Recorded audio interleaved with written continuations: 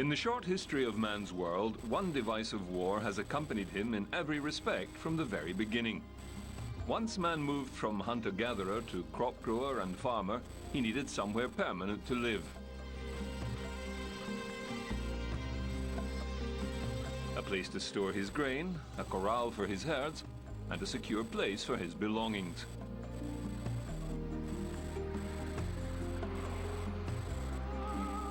From that moment on, he required some way to protect his property, a form of fortification. From the beginning of civilization, forts, barricades, and battlements were an intrinsic part of the world. Some of the oldest defensive structures still remaining date back to the empires of Assyria, Egypt, and Greece.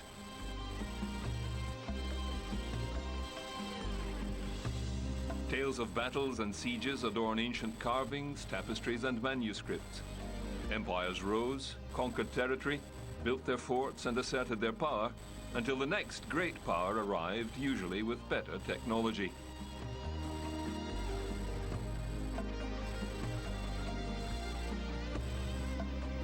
Some empires lasted 1,000 years, others a few short hundred, like the Persians, who ruled the largest empire in the Near East at the height of its wealth, sophistication, and glory.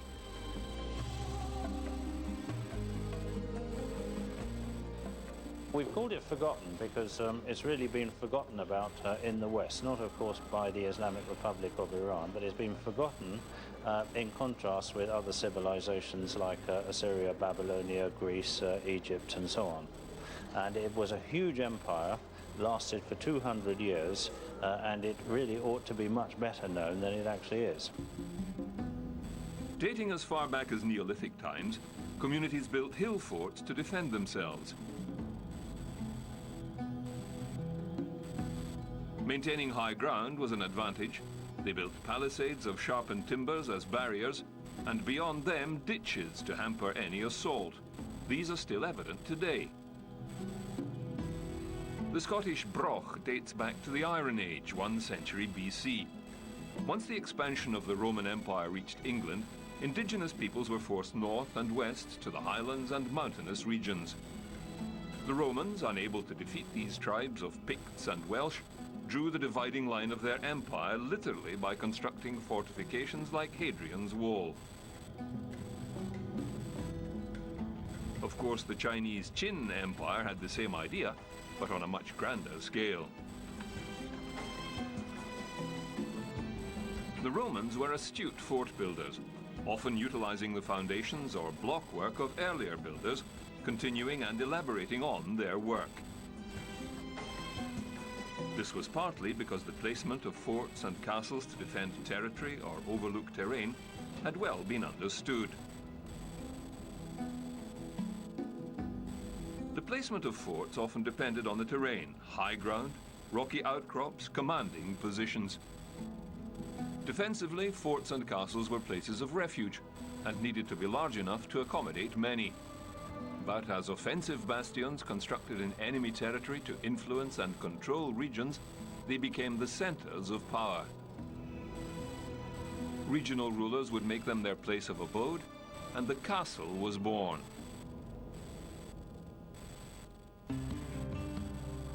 True castles began to be built in the late 800s. These included wooden and stone structures, often built on Roman structures and fortifications. Generally, these structures consisted of residential halls and rooms built of timber, surrounded with a protective wall, usually of rock and stone. Some examples of this early medieval castle design survive in Italy. The realm of the Franks then dominated the times under the Carolingian dynasty and set about enforcing their rule with forts and defensive works, all under the control of royalty. Due to invasion from Vikings and Magyars and the decline of the Central Empire to defend them, more towns and monasteries began to fortify. More castles dotted the European landscape. Their central timber halls were replaced with stonework and slate roofs. As the feudal system emerged, castles began to focus local power and authority in their regions of influence. England became aware of these structures in the early 11th century, with their conquest by the Normans, who brought castle construction with them. Throughout Europe and China, strongholds and feudal palaces sprang up.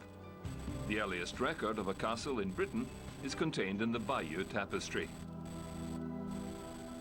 One prominent form of castle design in Britain, Ireland and France of the 11th century was the relatively cheap and easy to construct motte and bailey. These were effective at repelling smaller attacks. Basically, a mound of earth taken from a ditch forms a small hill, where a keep is constructed either of wood or later of stone. A wall surrounds the keep from within the ditch's realm. The bailey is an enclosed courtyard, usually surrounded with a palisade or wooden fence and overlooked by the motte. Castles could have more than one bailey.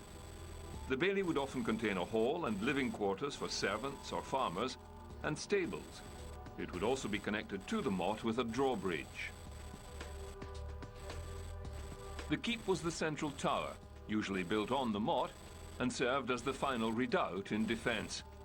It was often the accommodation for the owner, but could also function as a secure storage area or even a prison. One of the more famous prison keeps is the Tower of London. Situated on the Thames in the centre of London, the keep now houses the crown jewels.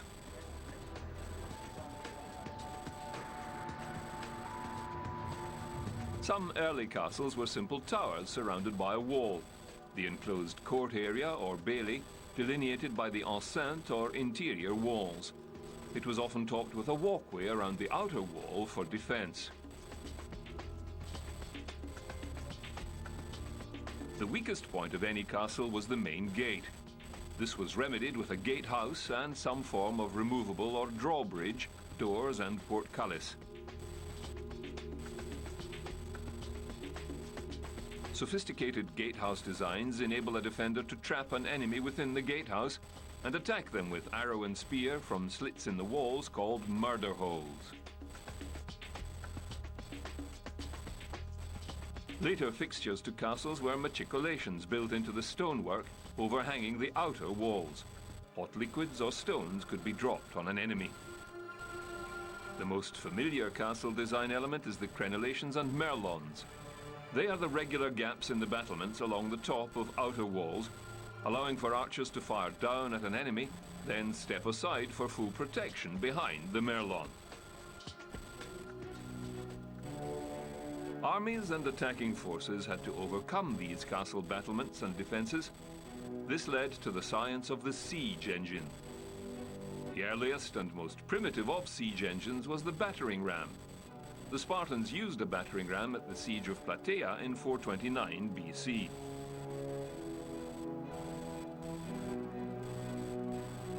The tortoise was used to fill in a ditch to allow more direct access to the walls or gate. Later rams were enclosed with an A-frame roof to defend against arrow or stone attack. The device was wheeled up to the gate and ramming commenced. The catapult was the second to come into use, flinging rock or flaming debris at or over the walls. Scaling ladders were popular with the Greeks. The Carthaginians used siege towers against the Greek colony in Sicily. The Romans preferred to assault by way of earthen rams built up against the wall, protecting their workforce with shields. Ancient siege artillery evolved in the form of gastraphites, or the bolt thrower. The Chinese favored the giant crossbow. The catapult, the ballista, and the trebuchet all utilized mechanical energy to enhance their power. In an attempt to stop the medieval weapon technology slipping away, enthusiasts have built a functioning trebuchet, in fact, the largest one in existence. The giant catapult, weighing 22 tons, is modelled on those used in warfare 700 years ago, and can fire boulders and other projectiles with almost pinpoint accuracy over 200 meters away. We wanted to bring something here that didn't exist in the UK. There is no currently fired trebuchet in England at the moment, and we wanted to bring something here that would capture people's imagination, bring a piece of history to life, and that was commensurate with the size and scale of the castle itself. The trebuchet has 300 pieces. They were specially made in Britain and painstakingly assembled on site by hand over a 5-week period. It was here that those behind it found out if all their calculations and efforts on the trebuchet had worked out. We work in a yard in Wiltshire and we build everything basically in 2 dimensions, so you wouldn't have the whole thing together until you put it up on site. And so that was the crucial bit, actually putting it together on site. We did it all by hand. We hand erected using ropes and blocks and tackles. And that's the crunch part, is when you find out if everything's going to fit and it's going to match in together. 2 wheels on the trebuchet are turned to bring down its giant arm, which has 6 tons of stone in its base. The trebuchet then uses gravity to propel giant projectiles. It's hoped the giant siege machine will demonstrate how past technology was used as part of the armory of medieval warfare.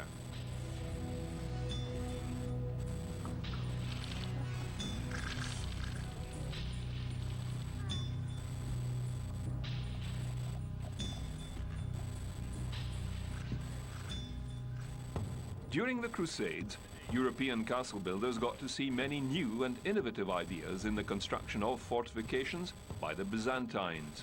They took many of the ideas back to Europe and Britain with them. Among the new designs were geometric and mathematical layouts, projecting towers regularly spaced along the outer walls. These could be either round or square.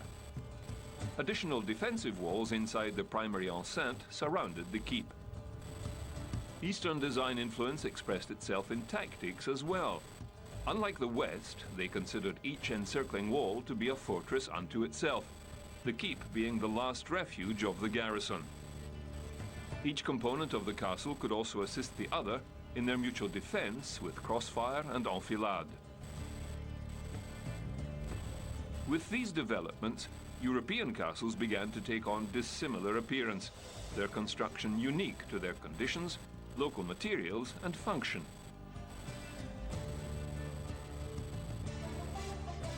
Richard I of England built the fortress Château-Gaillard-les-Andelys. The design consisted of 3 enceintes built on high ground. The keep was merely a tower attached to the innermost wall. It was found that round towers withstood sieges better than square or sharp-edged towers, which could be undermined and collapse more easily than smooth-walled round towers. Frederick II built a castle that had no keep at all, just an octagonal-shaped wall with a tower at each point connected by the outer wall. The walls of Constantinople gave more innovation to castle builders, with concentric battlements one within another, particularly on flat or open ground. These could withstand siege as well as the inaccessible castles. During the late Middle Ages and the increase in military excursions, the need grew for more castles built in hostile lands. Edward I of England went to work in a campaign of castle building in Wales. Frederick II in southern Italy reused existing structures placed there by the Normans and Byzantines. King Denis I in Portugal, Philip I August of France, the Teutonic Knights in Prussia and Poland. The German nobles built their castles utilizing waterways as a line of defense.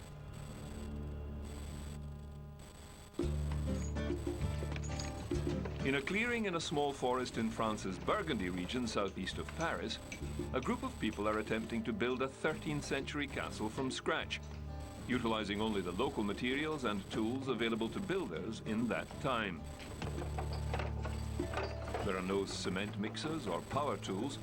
This is Guédelon, a typical French medieval chateau fort being built using the techniques, materials and rules of the 13th century.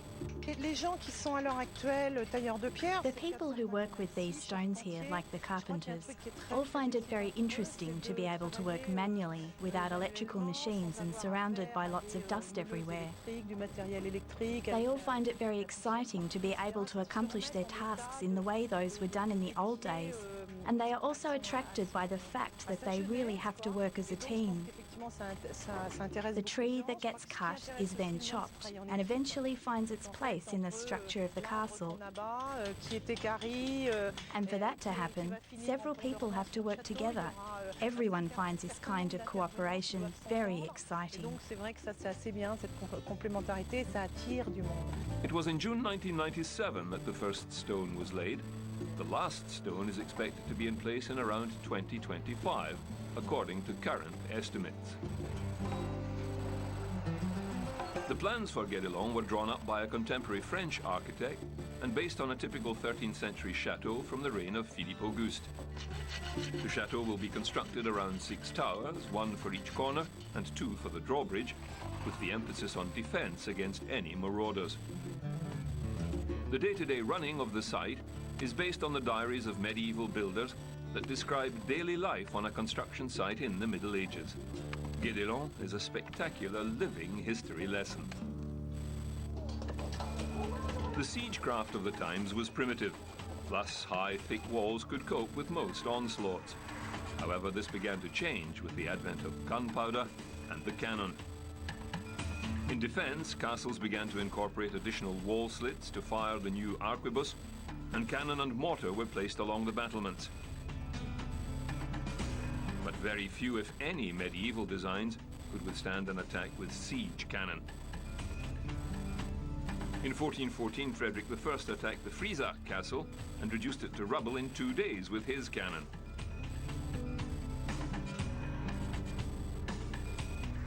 In 1415, Henry V's siege of Harfleur was completed with the use of prolonged cannon fire.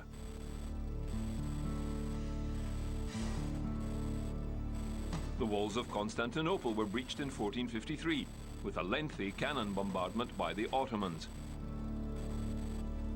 In 1523, Nanstein Castle was ruined in 1 day of cannon fire by Philip of Hesse. The list goes on.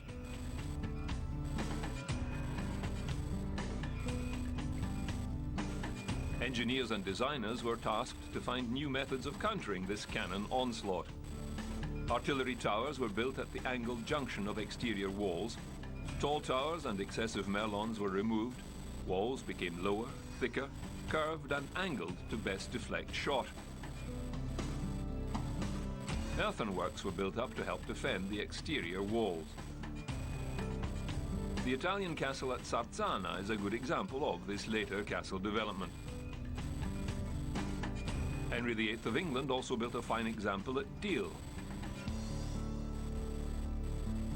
In 1750 in the Netherlands, the Bourtanga Star Fort is constructed and is probably the apex of cannon fortification.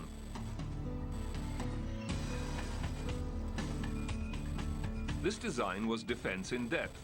The low angular walls with sharp angles gave cannon positions the ability to interlace fields of fire to all approaches to the walls, which were buried deep in the earth. Ditches and trench work were developed further to slow the approaches to the walls, allowing time to bring cannon to bear where needed. However, the advent of gunpowder was the beginning of the demise of the traditional castle. Castles acquired a secondary role as residences or blockhouses in mountain passes or storage for military stockpiles. The castle as a feudal garrison and center of power was done by the 16th century. However, this did not mean the death of castle construction or design. Estates and residences free from the design constraints of a defensive fortification were to revisit the tall, elegant towers of earlier centuries. A fine example of this is the castle Neuschwanstein.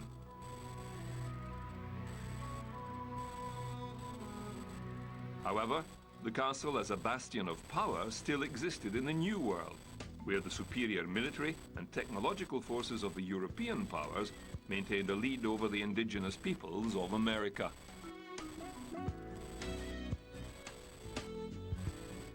Fine examples are the Spanish forts of Central America and the Caribbean. Castillo de San Marcos in Florida was built in 1672 to replace smaller timber fortifications defending the city of St. Augustine. It is a masonry star fort layout designed for cannon defence. It is low and much is below ground level. It saw use through several wars and changed hands many times.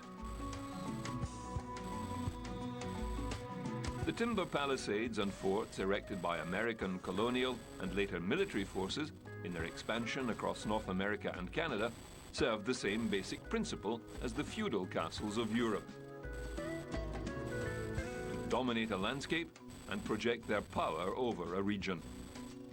It is only because the indigenous Indians lacked the firepower, i.e. siege cannon, to fight this intrusion that they succeeded. A case in point to the reverse was the events of the American stand at the Alamo against Mexican cannonade.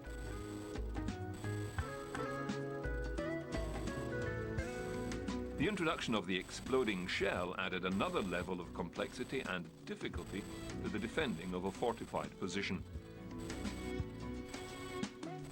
One answer was trench work dug outside the walls. Deep trenches too wide for a man to cross, but narrow enough to avoid direct artillery fire and afford some shelter to defenders.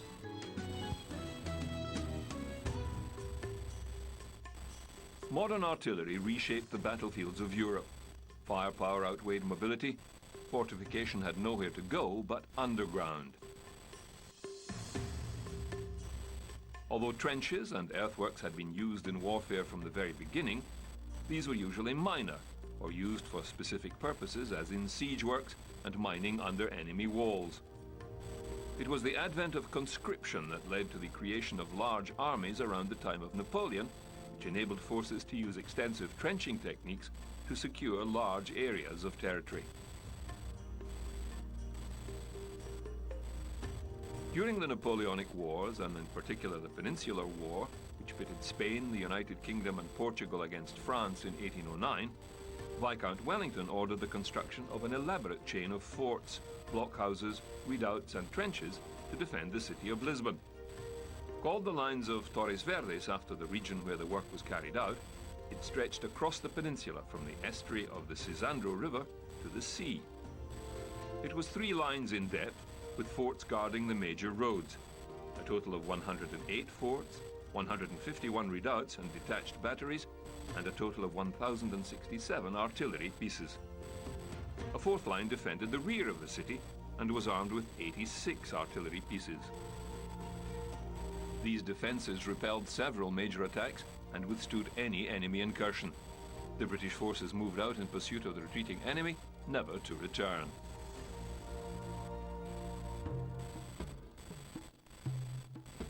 The use of trenches and fortified blockhouses extended to the Americas and the American Civil War, where forts played an important role for both sides of the conflict.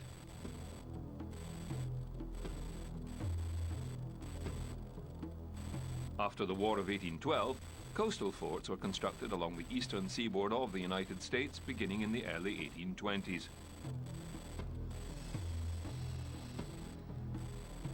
Seaports along the eastern coast all had at one time or another a fort overlooking their entrance or approaches.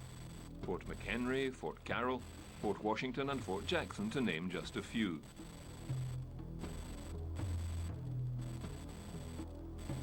Fort Sumter defended the harbor of Charleston, South Carolina, and is best known as the location where the first shots of the American Civil War were fired.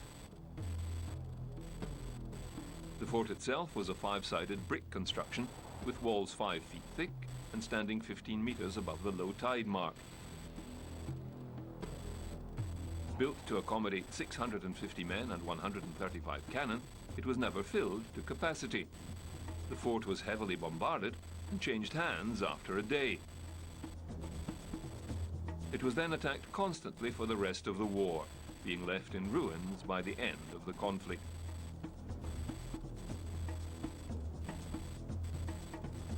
Fixed emplacements were set to guard major access points, such as the trenches at Fort Mill Ridge at the approaches to Romney and the south branch of the Potomac River.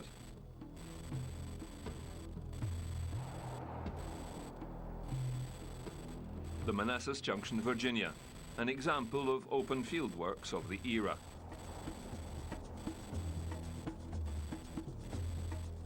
The siege of Petersburg, although strictly speaking not a siege at all, was another extensive use of prepared trenches and artillery placements.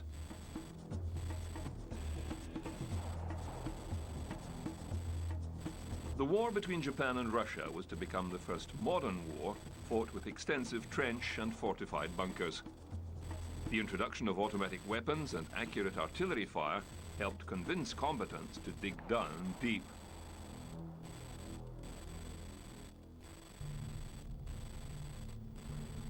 World War I would have to be considered one of the most devastating, wasteful, and badly managed military campaigns of all time.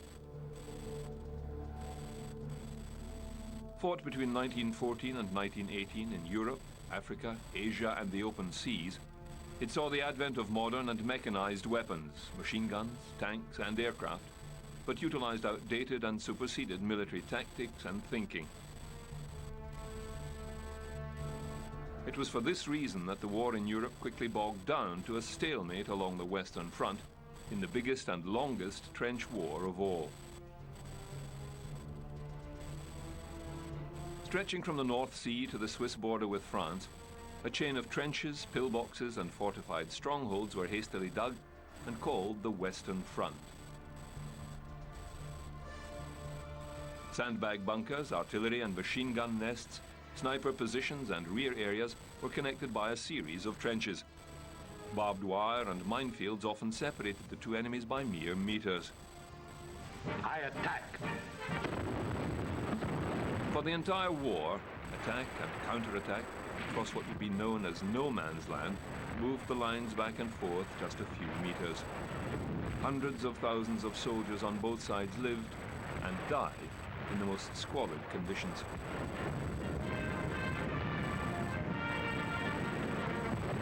They attacked each other's trenches with massed assaults, usually repelled by artillery and massed machine gun fire.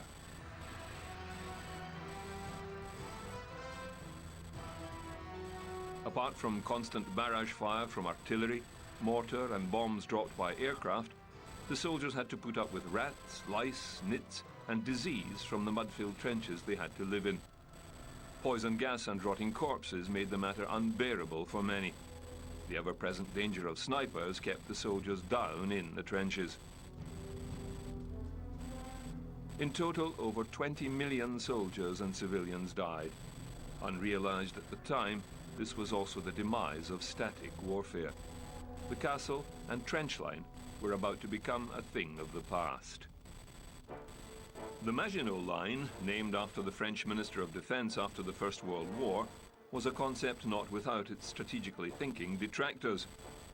The French suffered badly during the war to end all wars and endeavored not to repeat such a calamity. They built a defensive line along France's borders with Germany and Italy. Their plan to invest so much time, money, and manpower into an impenetrable defensive line, instead of modernizing their depleted army and air force with new weapons and armor, was central to the debate at the time. Maginot won the argument. Built between 1930 and 1940, the line consisted of miles of underground tunnels linking fortified emplacements and pillboxes, artillery and anti-tank emplacements, communication centers, and machine gun bunkers. It was not, as the name suggested, a thin line of concrete bunkers, but in fact a defense in depth, with key forts, border posts, and infantry encasements to a depth of over 25 kilometers in some places. There were several kinds of armored cloches or bell-shaped steel turrets. Some were retractable into reinforced bunkers. They housed artillery, machine gun, and anti-tank weapons and grenade launchers. There were over 340 of these battlements along the line. In total, there were 142 ouvrages, 352 casements, 78 shelters, 17 observatories, and 5,000 blockhouses. The Maginot Line met up with the Belgian defense lines to the north and the Swiss border to the south. The Maginot Line was to be the first line of defense against another attack by Germany, designed to allow the French time to amass an army to repel any direct attack from the east. The German army took this into consideration when they attacked during the Second World War. They stationed a dummy force confronting the Maginot Line and proceeded to attack the Belgian fortifications to the north, which they overwhelmed quickly. They pushed into the Low Countries and then turned south, avoiding the Maginot Line altogether. The gun emplacements could only fire east and were useless. The Germans bypassed the entire defensive line and continued south through France and were only stopped at Dunkirk by the English Channel.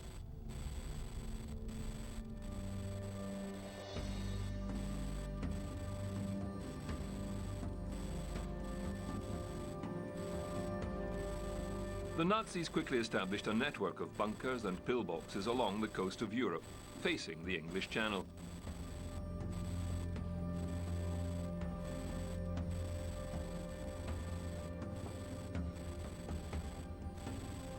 Later in the war, the Germans reinforced their coastal and harbour defences in anticipation of a seaborne invasion from Britain.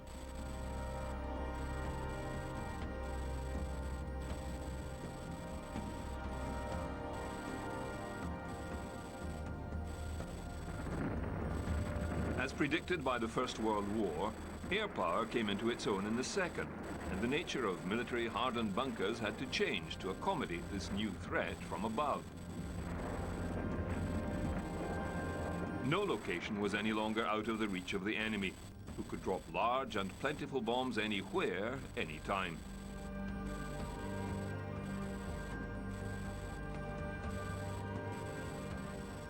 No fortress wall could protect, so bunkers went deeper underground.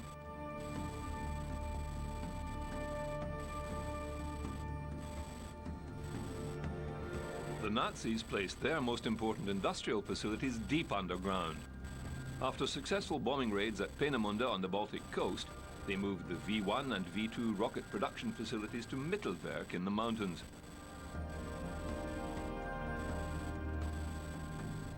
It consisted of two main tunnels, 1.6 kilometers long, connected with a network of smaller tunnels under the mountain.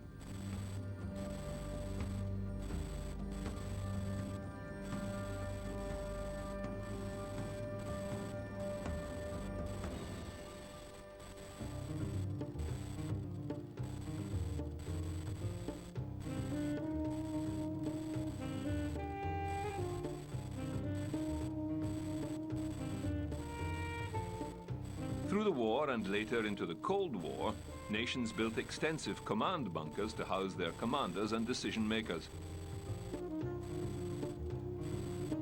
Prime Minister Winston Churchill lived below ground in his now famous secret bunker during the Blitz of London. In recent years, the war rooms have been opened to the public as a museum and exhibit of how Churchill and his staff lived underground during wartime over half a century ago.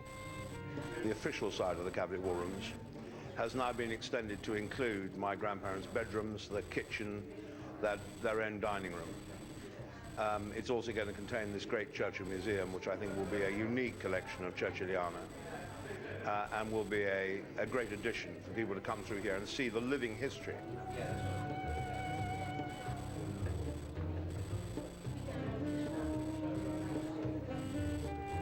These rooms were small. Even the Prime Minister's wife Clementine had to make do with basic conditions. Churchill preferred to be above ground in number 10 Downing Street, but was often forced to take refuge and work underground. He only came here when the bombing was very intense, and in order to be able to continue the business of government. And that was the whole point of this base, is it was solely for the purpose of the government being able to continue whatever happened. In this conference room, Winston Churchill held his evening meetings with chiefs of staff. As they worked for Allied victory, there was room for humour too, at the expense of Adolf Hitler, before perhaps Britain's greatest Prime Minister went back to work. The German commander also had many command bunkers. A major one was 8.2 meters below the gardens of the Reich Chancellery building in Berlin. It was connected to an even older bunker system, the von Bunker, beneath and behind the old Chancellery building. At the fall of Berlin, Hitler and his wife committed suicide in the Führerbunker, effectively ending the war.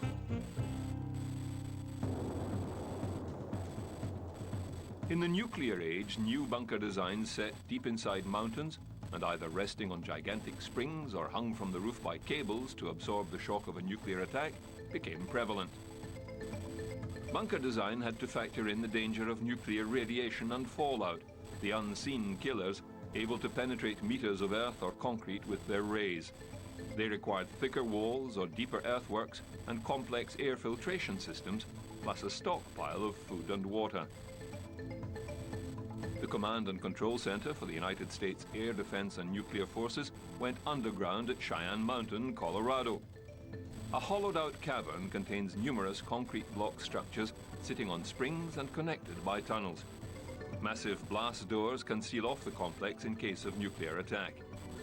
Many others have built bunkers and blast shelters, including Castlegate Bunker in Germany as NATO's forward command center.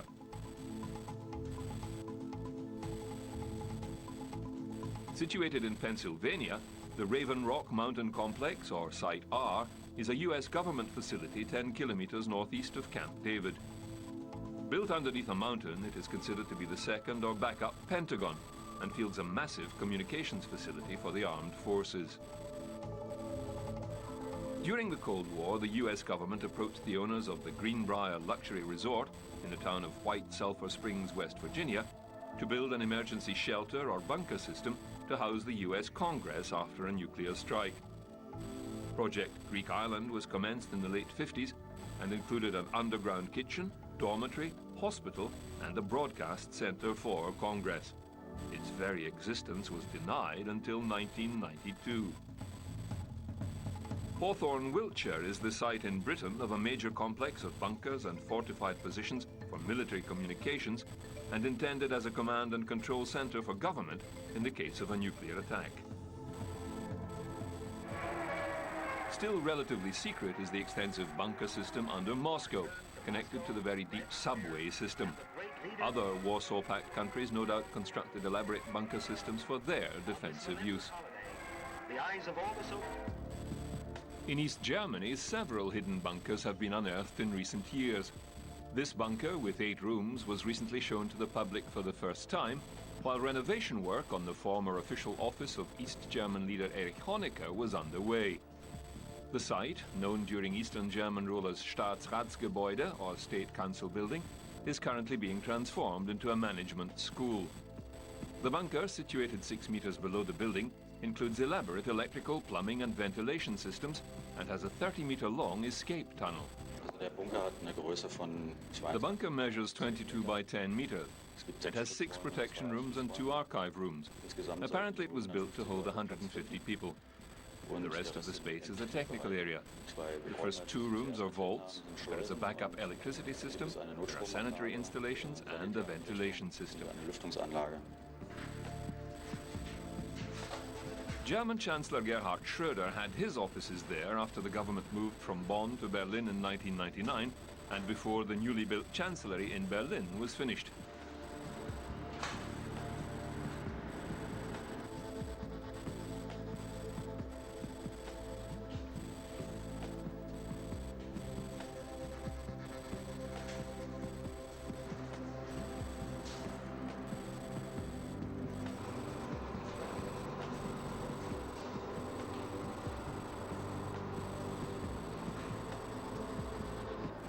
The bicycles are there to operate the electricity system manually in case it breaks down. It allows for fresh air by pedal power. Later, the Staatsratsgebäude was the temporary home to a part of Germany's foreign spy agency, Bundesnachrichtendienst. Those who knew about the bunker later called it Poison Kitchen, because after 1964, everything top secret was stored there, mainly files and documents. This is the bunker's emergency exit. Inside, you saw a door leading to the escape tunnel, and this is the exit at the other end. According to building site manager Schnepf, there are plans to permanently seal the bunker, for which there is no more use, 14 years after the East German state ceased to exist.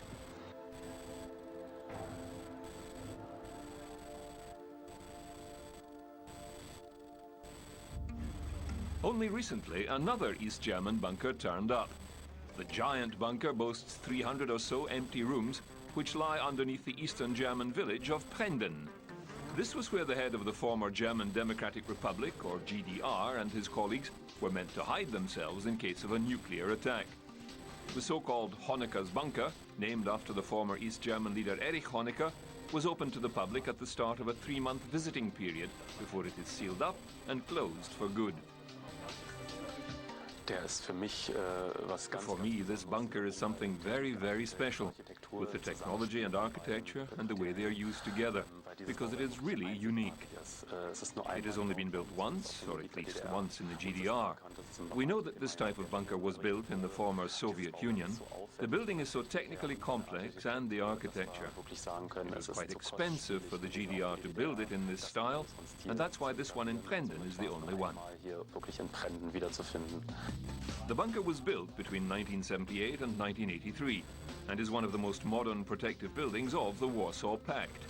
It took a full 5 years to build the 3-story bunker and used up 85,000 tons of concrete. It was built to house nearly 400 people in the event of an emergency. Many parts of the building were built to hang from steel in the ceiling. Even the bunk beds could still be seen swinging. This was meant to prevent the bunker and its contents from falling apart in the event of a large explosion.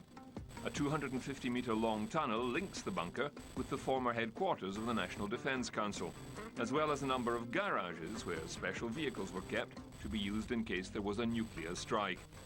All precautions were taken in the building of the facility, including preparing electricity and air supplies, as well as a water tank with the capacity to hold some 350,000 liters of water. The bunker will be sealed in a way that means it can never be reopened, bringing to an end a piece of the country's history forever.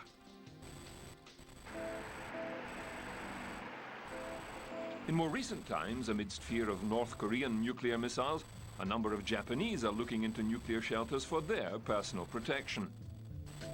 When Hiroyuki Mogi had his cozy log house built last year in western Tokyo, he paid an extra 12 million yen, some $100,000, to install an underground shelter that can protect his family from nuclear blasts. Mogi came up with the idea of having a private family shelter after seeing the 1986 Chernobyl nuclear power plant disaster. Amid recent fears of North Korean missiles and its nuclear capabilities, Mogi is confident that he did the right thing. Here I have enough food for my family of 4 to survive for at least 10 days.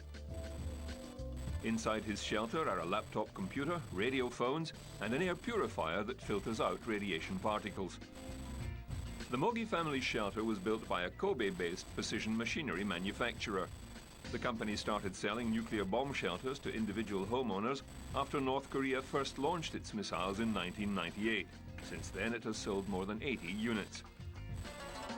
Since North Korea's latest series of missile launches, the shelter manufacturer's phone keeps ringing, as homeowners across Japan are anxious to know if they too can have private shelters installed at their homes.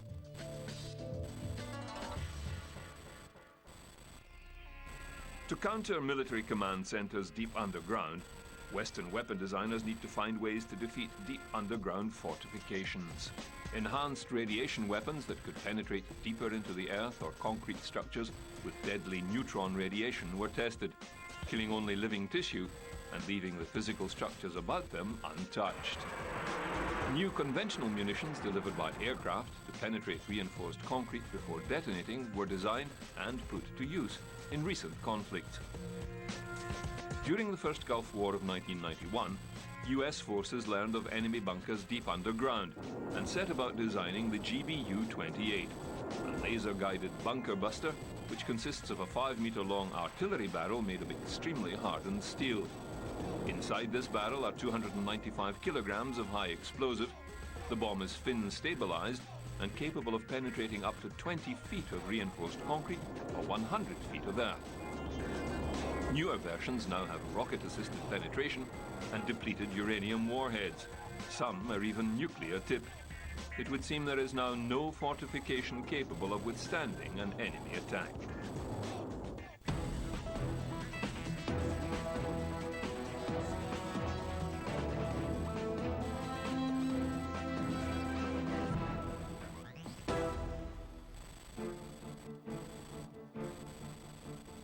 Another form of defense is the landmine, a small explosive device buried underground close to the surface that can be triggered by nearby motion, tripwire, direct pressure, or remote control, and is usually placed in a large group or minefield to deny passage of people or equipment from a certain area or channel enemy forces into a chosen zone.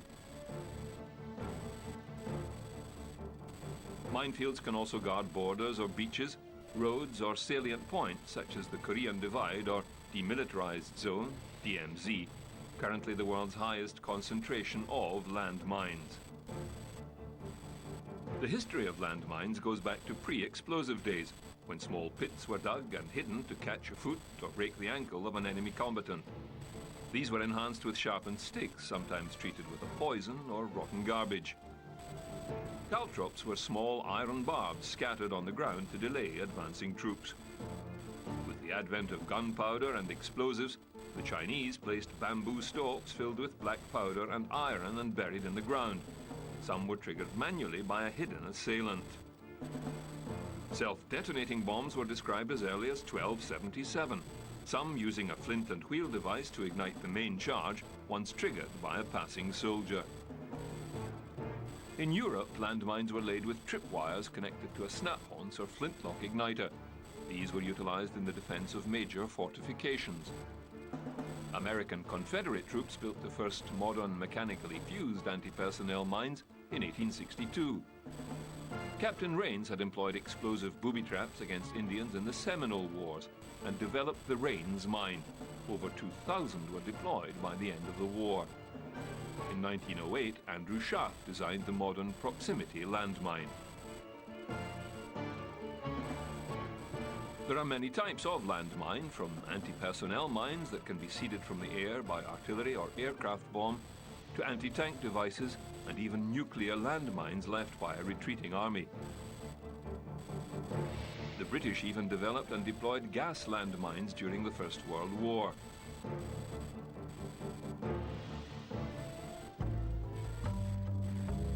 A landmine can be triggered by pressure, vibration, magnetism or sound. Modern mines have an anti-handling trigger as well, to stop anyone trying to move or disarm the mine.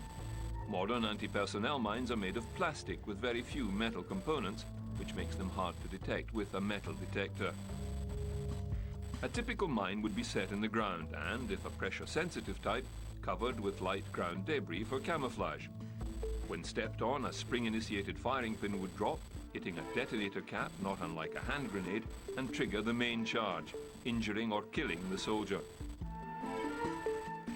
Modern designs opt to injure the soldier, disabling him, and forcing 2 or more other soldiers to carry or assist the casualty.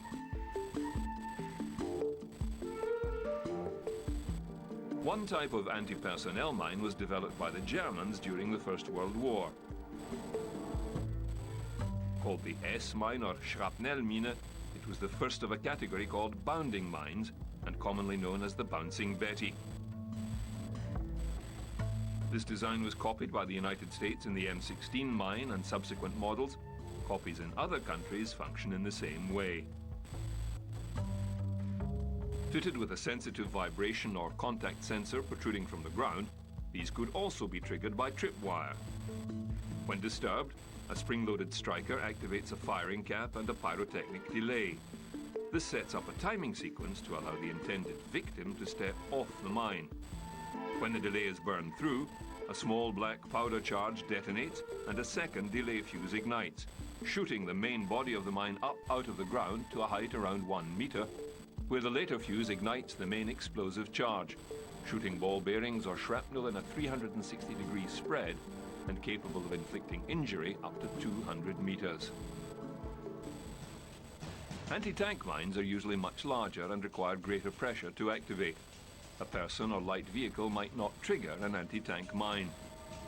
Modern anti-tank mines are capable of such magnetic sensitivity as to be able to distinguish types of vehicle passing by, and therefore only detonating when a known enemy vehicle passes, allowing friendly forces uninterrupted passage. During the First World War, the British even developed a gas mine, which, once disturbed, would deploy poison gas. The Soviet Union and the United States both developed such mines. Perhaps the most devastating is the nuclear landmine, left in the ground behind a retreating army and set to detonate when an enemy force passes. The United States still retains a small stockpile of such devices. Landmines have another negative effect inasmuch as they continue to do their job long after the conflict has ended. Millions of mines remain unmarked in the ground around the world and continue to kill and maim innocent civilians and children. International treaties and pressure groups, including the International Campaign to Ban Landmines, have sought to eliminate these devices from arsenals everywhere and to have existing minefields destroyed. The Ottawa Treaty of 1997 saw the prohibition of anti-personnel mines come into effect. The ban included the use of, manufacture or sale of mines as well as stockpiling. As of 2007, 158 nations have signed the agreement and 37 have not. They include China, Israel, Pakistan, India, Russia and the United States, who still maintain the Korean DMZ minefields.